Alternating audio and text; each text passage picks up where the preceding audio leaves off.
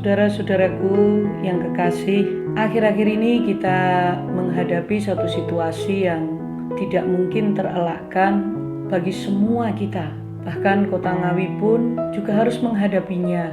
Setiap hampir di seluruh dunia, keadaan yang tidak pernah kita inginkan itu terjadi. Memang kalau kita pikirkan bahwa ini bencana, bisa juga ini masalah yang besar, di mana sekarang kita melihat bahwa kekuatan manusia itu sangat terbatas, yaitu terbukti dari beberapa orang yang meninggal. Tetapi sebenarnya di balik bencana yang kita sadari dan kita alami ini, saya tetap percaya bahwa ada satu tangan yang kuat, tangan yang menciptakan manusia itu sendiri, berada di balik semua peristiwa yang sedang kita hadapi. Cuman seringkali kita tidak mengerti apa kehendaknya, apa keinginan hati dari pencipta kita. Sahabatku, hari ini saya ingin share bagaimana kita merasa aman di dalam pelukan Tuhan. Dengan hiruk pikuk kejadian ini, kita sadar persis bahwa kita sebagai manusia sangat terbatas. Tetapi ada satu hal yang sebenarnya masih tetap bisa membuat kita tenang di tengah-tengah ketakutan, kekhawatiran yang melanda negara kita. Bahkan tidak luput kota kita pun harus menanggungnya. Bagaimana caranya kita menikmati rasa aman, rasa kehilangan khawatir ketika kita sudah menghadapi perkara-perkara yang demikian besar, masalah yang rasanya ini di luar kemampuan manusia. Kita harus sadar bahwa masih ada pencipta kita yang pasti mempunyai kehendak di balik semua yang terjadi ini. Saudaraku, Tuhan kita tidak pernah tinggal diam. Dia Allah yang luar biasa. Dia Tuhan yang mengasihi kita. Dialah pencipta kita. Ketika Dia menciptakan kita, Dia ingin mengasihi kita. Dia ingin bisa berkomunikasi dengan kita.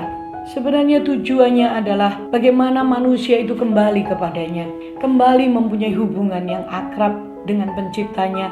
Seperti ketika Tuhan menciptakan Adam dan Hawa, Tuhan berjalan-jalan di Taman Eden bersama Adam.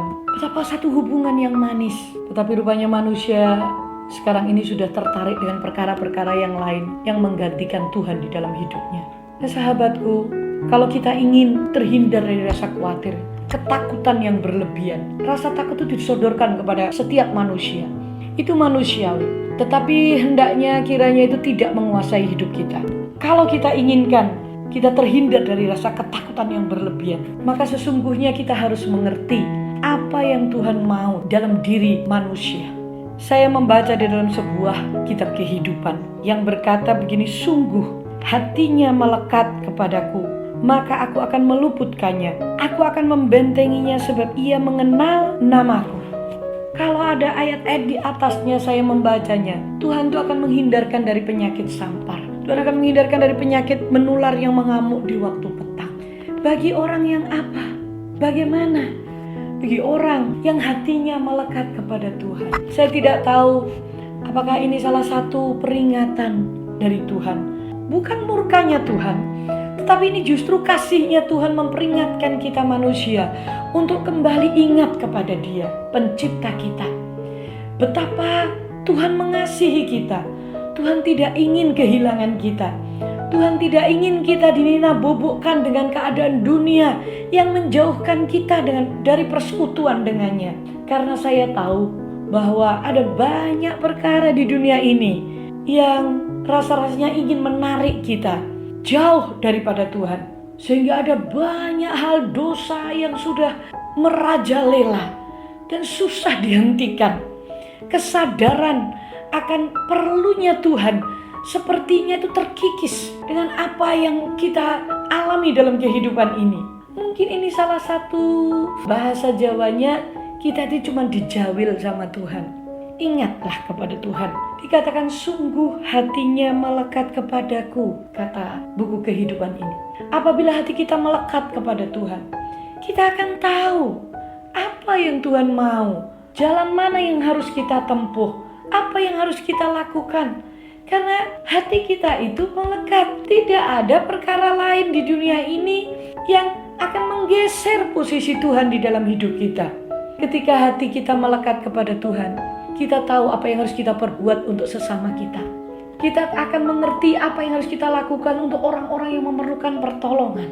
Sehingga kota kita akan terasa asri kalau kita peduli satu dengan yang lainnya. Siapapun mereka, kita harus mengerti bahwa Tuhan itu mengasihi manusia. Bahkan manusia berdosa pun Tuhan mengasihi dan mencarinya. Seandainya hati kita melekat kepada Tuhan, kita akan tahu persis apa yang harus kita perbuat. Nah, seringkali kita tidak tahu, atau seringkali kita pura-pura tidak tahu, karena memang sebenarnya hati kita tidak melekat kepada Tuhan.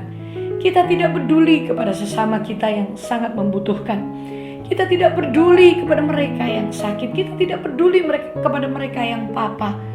Padahal Tuhan berkata, ketika engkau memberi mereka makan, engkau itu seperti memberi aku makan.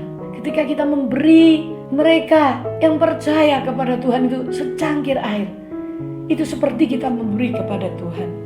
Sahabat yang terkasih, Dia berkata bahwa Dia akan meluputkan kita dari mara bahaya, dari penyakit sampar, dari penyakit yang menular pada waktu malam hari yang mengamuk. Saya tahu bahwa semua manusia bakalan mati, tidak ada satupun yang tidak akan mati. Ingatlah, mati dan hidup kita itu ditentukan oleh Tuhan. Bukan oleh penyakit, bukan oleh keadaan, tetapi oleh Tuhan. Tetapi kita harus bijaksana, kita harus merawat, kita harus benar-benar mengerti apa yang Tuhan mau. Marilah dengan keadaan yang seperti ini, kita lebih banyak menggunakan waktu kita untuk mencari Tuhan, untuk mendekat kepada Tuhan. Mungkin di rumah tangga kita, di keluarga kita selama ini kita kurang komunikasi, kita kurang berbicara tentang Tuhan di keluarga kita. Betapa pentingnya anak-anak mendapatkan pemahaman bahwa ada Tuhan yang mengasihi kita, yang menciptakan kita.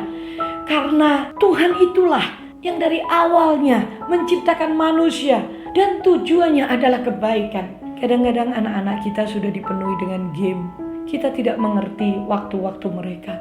Tetapi kita sadar, seharusnya kita tahu bahwa waktu-waktu yang diberikan sekarang ini karena keadaan virus ini, itu sebenarnya membuat sebuah keluarga itu akan semakin kokoh. Ketika kita tahu bahwa hati kita harus melekat kepada Tuhan. Dikatakan kalau kita mengenal namanya, Dia akan membentengi kita. Tuhan itu hidup, Tuhan itu kuat, dan nama Tuhan adalah menara yang kuat di mana orang benar berlari dan mendapatkan selamat. Saya percaya bahwa Tuhan kita, Kristus Yesus itu selalu mengasihi kita. Kita menyebutnya bahwa Tuhan kita itu adalah Kristus Yesus. Tetapi bagi sahabat yang lainnya, engkau pasti mengenal siapa Tuhanmu. Kenali Tuhanmu, lekatkan hatimu kepada Tuhanmu, sehingga kita mendapatkan jaminan ini. Kalau kita melekat kepada Dia, mungkin ini panggilannya Tuhan untuk kita mendekat kepada Dia, untuk kita mengerti isi hatinya, bagaimana kita menggunakan waktu-waktu yang ada ini untuk kemuliaan namanya. Saya percaya sahabat, jangan takut, jangan khawatir. Selama hati kita melekat kepada Tuhan, Dia jadikan prioritas utama dalam hidupmu. Pada waktu kita sibuk, pada waktu kita bekerja, betapa sulitnya itu untuk melekatkan hati kita. Mungkin ini waktu yang Tuhan berikan kepada kita untuk kita kembali lebih banyak merenungkan firman-Nya, membaca dan menjadi pelaku firman itu yang terutama. Jadi semua perintah Tuhan itu adalah sia-sia kalau kita tidak melakukannya. Tidak berarti apa-apa bagi hidup seseorang. Kita hanya mendapatkan arti kuasa dari sabda Tuhan kalau sabda itu kita lakukannya. Jadi mari sahabat, biarlah waktu-waktu yang ada ini kita lebih banyak berdoa bagi kota kita, bagi bangsa dan negara, bagi seluruh dunia. Masih ada tangan yang kuat, tangan yang berlubang paku itu, yang melakukan perkara-perkara yang tidak bisa kita lakukan. Kita cintai kota kita. Mari kita peduli dengan kota kita. 2 minggu ke depan, dalam 2 minggu ini, kita lebih banyak di rumah. Itu adalah demi kebaikan kota kita. Kita bisa juga membangun rumah tangga kita, mengeratkan anak-anak, bersendau-gurau dengan mereka, berbicara dari hati ke hati. Demikian juga kita dengan Tuhan kita. ketika kita mulai belajar mengenal hatinya Tuhan, kita tahu isi hatinya Tuhan, kita ngerti keinginannya Tuhan. Karena keinginan dan isi hatinya Tuhan tidak pernah terdapat kejahatan. Yang ada adalah kasih, kasih, dan kasih. Kepedulian, kepedulian, dan kepedulian. Kebaikan, kebaikan, kebaikan. Pengampunan, pengampunan, pengampunan. Itu isi hati Tuhan kita. Apakah selama ini kita mengenalinya? Mari sahabat, kita kenali hati Tuhan dengan hati kita melekat kepada Dia. Dan saya percaya Dia berkata bahwa Dia akan menyertai kita di dalam kesesakan. Dia akan meluputkan kita dari hal-hal yang tidak kita inginkan. Tidak ada jaminan yang lebih kuat selain jaminan daripada Dia yang mengasihi kita. Saya percaya sahabat, Tuhan itu Tuhan yang tidak berubah. Dia tidak pernah berubah dahulu, sekarang, dan selamanya. Amin.